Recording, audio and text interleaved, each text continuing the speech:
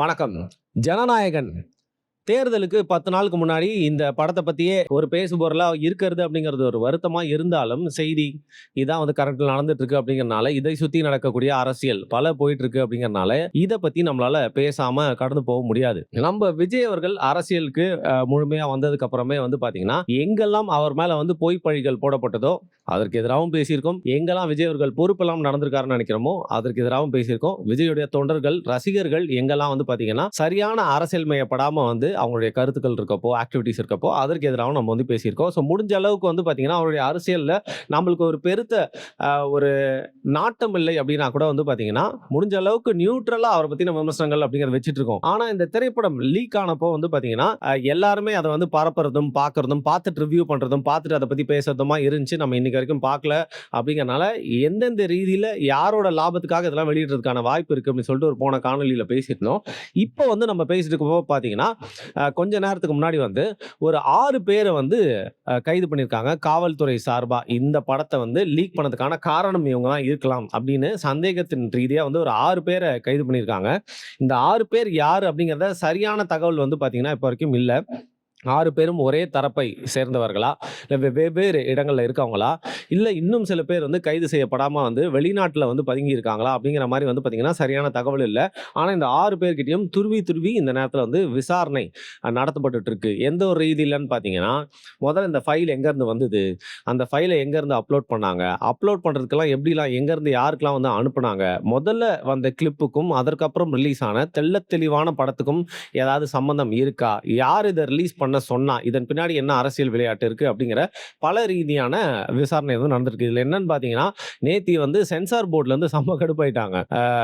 ஒன்றியத்துல பார்த்தீங்கன்னா, sensor board தரப்புல ஒரு பெரிய பதிவு ஒண்ணு போட்டிருந்தாங்க. என்ன போட்டிருந்தாங்க அப்படின்னா, எங்களோட கேடிஎம் சிஸ்டம்லாம் அவ்வளவு பாதுகாப்பா இருக்கும். நூற்றுக்கணக்கான படங்கள், ஆயிரக்கணக்கான படங்கள் அப்படிங்கிறது நம்ம நாட்டுல ரிலீஸ் ஆகுது. எல்லாத்தையும் சென்சார் பண்ணி அந்த ஃபைல்ஸ்லாம் அவ்வளோ பாதுகாப்பா பத்திரமா தான் நாங்க பார்த்து பார்த்து பண்ணிட்டு இருக்கோம். இப்படி இருக்கிற சூழ்நிலையில இந்த ஜனநாயகன் படம் தெள்ள தெளிவா ரிலீஸ் ஆனதுல ஒரு முக்கியமான ஒரு காரணமா சென்சார் போர்டு மேல ஒரு பழிய திருப்பது மட்டும் இல்லாம ஒரு பெரிய சந்தேகம் ஏற்பட்டு மக்களுடைய பார்வையை சென்சார் போர்டு மேல ஒரு தவறான பார்வையில வச்சிருக்காங்க. நம்பகத்தன்மை இழக்கிற மாதிரி பேசுறாங்க. அதனால இதை ஏத்துக்க முடியாது அப்படிங்கிற மாதிரி சென்சார் போர்டுல இருந்தும் ஒரு கண்டன அறிக்கையை விட்டிருந்தாங்க.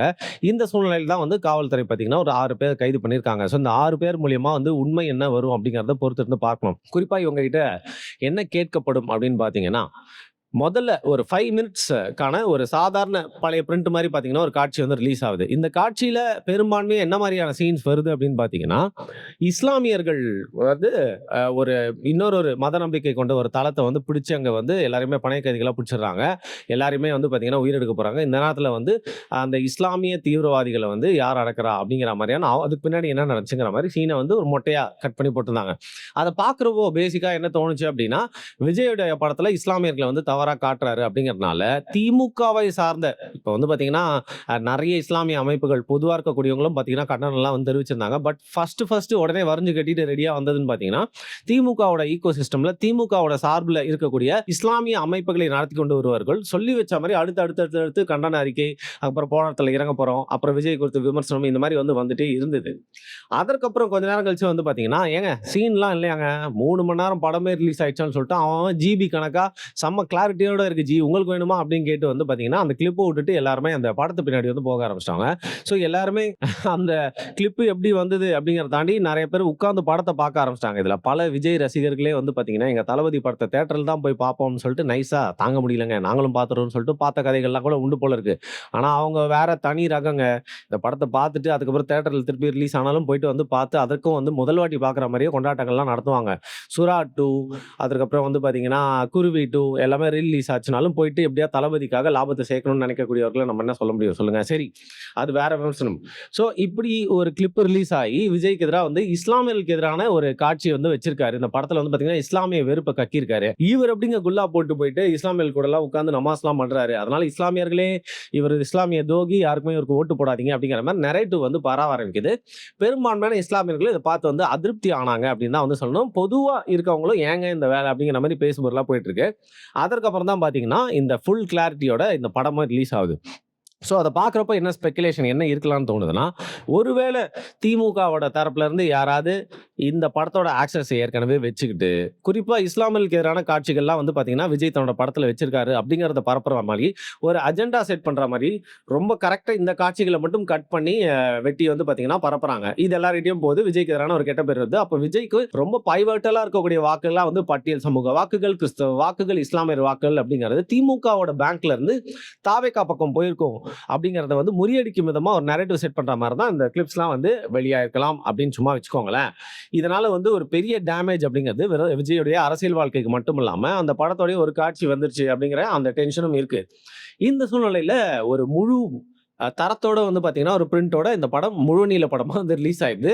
அது வாட்டர் மார்க்கோட எடிட் டேபிளுக்கு போன இடத்துல ரிலீஸ் ஆகுது அப்படிங்கிறாங்க. ஸோ இதெல்லாம் பார்க்குறப்போ ஒரு ஸ்பெகுலேஷன் என்ன தோணுது அப்படின்னா, இந்த படத்துல ஒரு காட்சிய மட்டும் வெட்டி போட்டா நம்மளோட பேர் ஃபுல்லா கெட்டு போயிட்டே இருக்கு. இந்த நேரத்துல இந்த படத்தோட கன்டென்ட்டும் வந்து பார்த்தீங்கன்னா, முழுக்க முழுக்க தேர்தலுக்கு முன்னாடி பிரச்சாரம் பண்ற மாரி தான் பண்ணி வச்சிருக்கோம். அப்படி இருக்கிற சூழ்நிலையில இந்த படம் எப்படி இருந்தாலும் தேர்தலுக்கு அப்புறம் வந்தா ஒரு ட்ரால் மெட்டீரியலா மாறிடும்.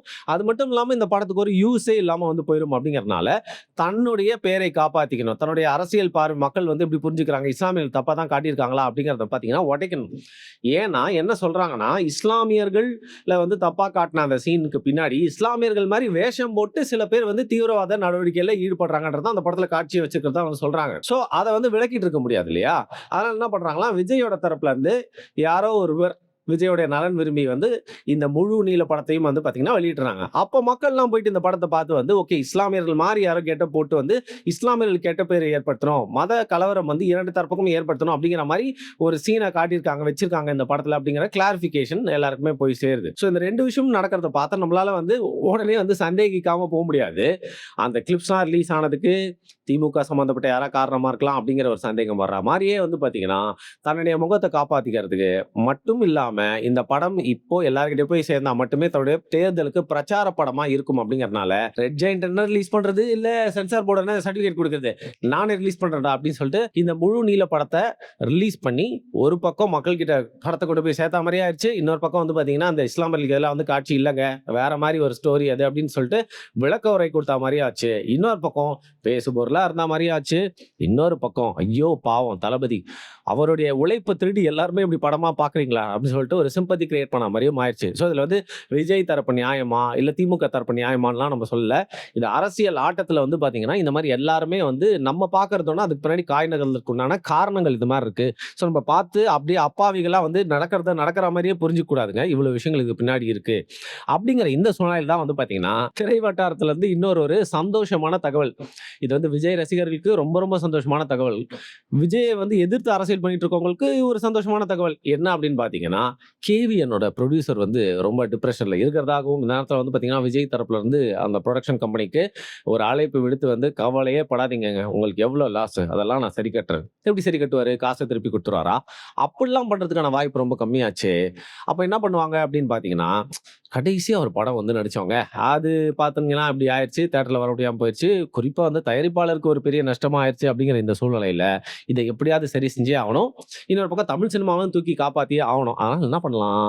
சரி எலக்ஷன் முடிஞ்சோனே, அந்த புரொடக்ஷன் கம்பெனிக்கே ஒரு படம் நடிச்சு குடுத்துடலாமா? சரி அந்த புரொடக்ஷன் கம்பெனிக்கு படம் நடிச்சு குடுக்குறோமோ இல்லையோ, தமிழ் சினிமால ஒரு படம் பண்ணா வந்து இந்த ஜனநாயகன் படம் தியேட்டர்ல ரிலீஸ் ஆகாம ஒரு பெரிய நஷ்டமாயிருச்சுல்ல. அத வந்து நிவர்த்தி பண்றது மூலியமா ஒரு சூப்பர் படமா நடிச்சு குடுத்தா, தமிழ் சினிமால இன்னும் ஒரு பெரிய ஹிட்ட வந்து குடுக்கலாமே. ஏன்னா கோவிட்க்கு அப்புறம் வந்து பார்த்தீங்கன்னா, தியேட்டர் வந்து செம்மையா கந்தமா இருந்த டைம்ல வந்து மாஸ்டர் படத்தின் மூலியமா தூக்கி எழுப்புனவர் இல்லையா? ஸோ திருப்பியும் தமிழ் சினிமால இப்ப அவர் உச்ச நட்சத்திரம் தான். யாருமே அத வந்து ஒத்துக்காம போவே முடியாது. ஸோ திருப்பியும் வந்து விஜய் இந்த தேர்தலுக்கு அப்புறம் மீண்டும் ஒரு படம் நடிக்கிறதுக்கான எல்லா ஒரு வாய்ப்பும் இருக்கு அப்படிங்கிறதுக்கான சமிஞ்சைகள் இந்த படத்தின் லீக் மூலியமாவும் வந்துட்டு இருக்கு அப்படின்னு சொல்றாங்க. ஆக மொத்தம் இந்த 6 பேர் கிட்ட இருந்து என்ன உண்மைகள் வரப்போகுது? எங்க இருந்து இந்த படம் லீக் ஆச்சு? அண்ட் இதன் மூலியமா யாரெல்லாம் வந்து பலன் அடைஞ்சாங்க? யாருக்கெல்லாம் ஏமாற்றம்? அதையும் தாண்டி விஜயோடைய அடுத்த படம் வருமா? இப்படிங்கிற மாரி வந்து பார்த்தீங்கன்னா, பல விஷயங்கள் இத சுத்தி வந்து ஓடிட்டு இருக்கு. எனிவே இந்த ஜனநாயகன் படத்த பத்தி நம்ம கடைசியா பேசுறது இதுதான் அப்படின்னு நினைக்கிறேன். இதை தாண்டி அரசியல் நெருங்க நெருங்க வந்து பார்த்தீங்கன்னா, முழு நேர அரசியல் ரீதியான தலைப்புகளோட, காணொளிகளோட உங்கள வந்து சந்திக்கிறேன். நான் பார்த்த இந்த பார்வை வந்து சரியா? நீங்க என்ன நினைக்கிறீங்க? அப்படிங்கிறத மறக்காம கீழ கமெண்ட் பண்ணுங்க. நன்றி.